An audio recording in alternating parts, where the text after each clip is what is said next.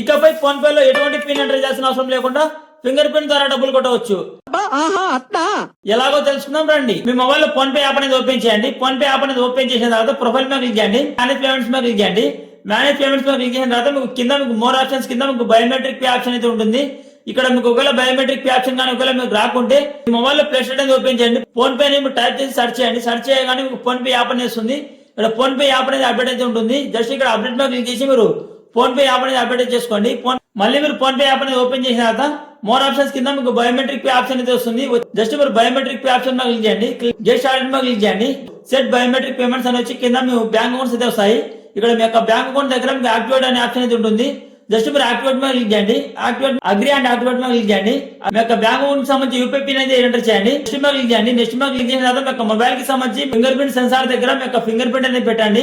Biometric payments activated up to అని వచ్చి మీకు 5000 రూపీస్ అని వస్తుంది. అమౌంట్ అనేది ఎంటర్ చేసిన తర్వాత పే మీద క్లిక్ చేయండి.